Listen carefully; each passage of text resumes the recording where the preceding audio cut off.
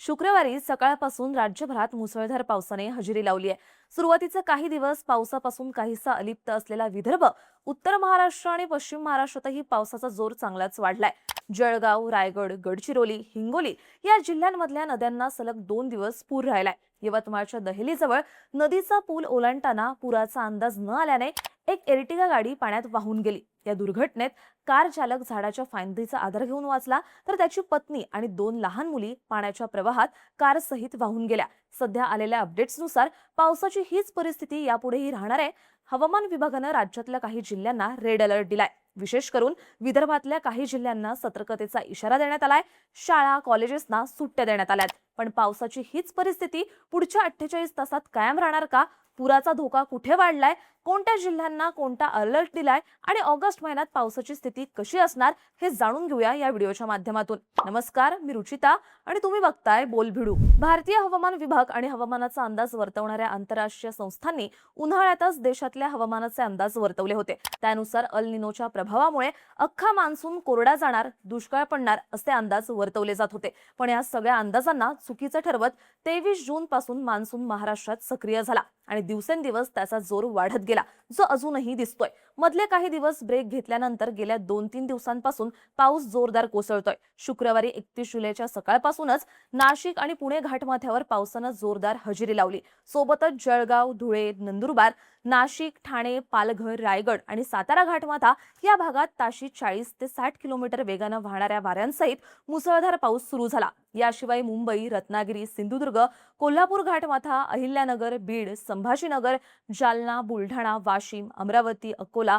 यवतमाळ आणि वर्धा या yellow alert असलेल्या भागातही मुसळधार पाऊस पडतोय। सध्या मुसळधार पाऊस कोसळत असला तरी आता पुढच्या 2 दिवसात राज्यात कुठे किती पाऊस पडणार, अतिवृष्टीचा अंदाज कुठे देण्यात आलाय, तर हवामान तज्ज्ञांनी वर्तवलेल्या अंदाजानुसार येत्या 24 तासात राज्यातल्या वेगवेगळ्या ठिकाणी मुसळधार ते अतिमुसळधार पावसाचा अंदाज वर्तवलाय, ज्यात अमरावती आणि यवतमाळ या जिल्ह्यांना रेड अलर्ट दिला असून नागरिकांना गरज नसल्यास घराबाहेर न पडण्याचा इशारा देण्यात आलाय। बंगालच्या उपसागरात वेगानं तयार होणाऱ्या कमी दाबाच्या पट्ट्यामुळे पुढच्या 24 तासात विदर्भातल्या जवळपास सगळ्याच जिल्ह्यांमध्ये मुसळधार पाऊस बरसणार असल्याचा अंदाज वर्तवण्यात आलाय। आता IMD मुंबईने वर्तवलेले अंदाज बघायचे झाल्यास 1 ऑगस्ट पासून रायगड, नाशिक आणि पुणे घाटमाथ्याला ऑरेंज अलर्ट दिला असून नंदुरबार, ठाणे, रत्नागिरी, सातारा, कोल्हापूर घाटमाथा, सिंधुदुर्ग, वर्धा आणि चंद्रपूर या जिल्ह्यांना येलो अलर्ट दिलाय। तर सांगली, सोलापूर, बीड, लातूर आणि साताऱ्याचा घाटमाथा या भागांमध्ये पावसाच्या हलक्या सरी बरसतील असा अलर्ट, तर उरलेल्या भागाला कोणताच अलर्ट दिलेला नाही। 2 ऑगस्टचे अंदाज बघायचे झाल्यास पुणे, सातारा, कोल्हापूर घाटमाथा, रायगड, रत्नागिरी आणि सिंधुदुर्ग या जिल्ह्यांना हवामान विभागाने येलो अलर्ट दिलाय। हाच येलो अलर्ट 3 ऑगस्टला फक्त रत्नागिरी आणि साताऱ्याच्या घाटमाथ्यापर्यंत सीमित राहतो। हा भाग सोडून बाकी कोणत्याच जिल्ह्याला अलर्ट दिलेला नाहीये। राज्यभरातील सध्याची परिस्थिती पाहायची तर पावसामुळे 29 तारखेपासूनच गडचिरोली जिल्ह्यातल्या अंगणवाड्या, शाळा, कॉलेजेसना शासनाने सुट्ट्या जाहीर केल्यात। इकडे पुणे जिल्ह्यातील खडकवासला धरणाची पाणी पातळी वाढल्यामुळे नदीपात्रातील विसर्ग दुपारनंतर 40,000पेक्षा जास्त क्युसेकने करण्यात आलाय। त्यामुळे नागरिकांना नदीपात्रात उतरण्यास मज्जाव करण्यात आला असून सखल भागातील नागरिकांना सतर्क राहण्याच्या सूचना देण्यात आल्यात। त्यामुळे पुण्याला पुराचा धोका निर्माण झालाय।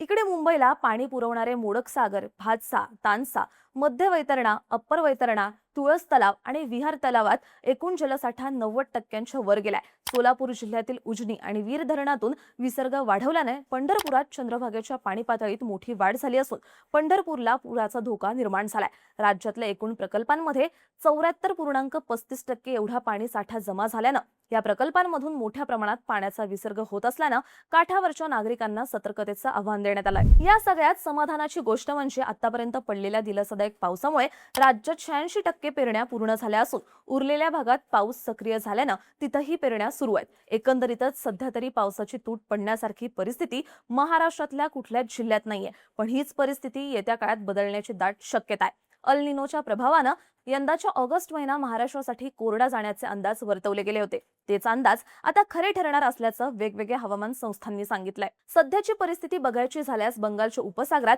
आणि अरबी समुद्रात मोठ्या प्रमाणात डीप डिप्रेशन म्हणजे कमी दाबाचा पट्टा तयार झाल्यानं 3 ऑगस्ट पर्यंत कोकण आणि उत्तर मध्य महाराष्ट्रात नाशिक, जळगाव आणि धुळे जिल्ह्यांसहित राज्यातल्या काही ठिकाणी मुसळधार पावसाची शक्यता वर्तवली आहे। त्यातल्या त्यात गुजरातला लागून असलेल्या भागात पावसाचा जोर जास्त राहण्याचा अंदाज वर्तवण्यात आलाय।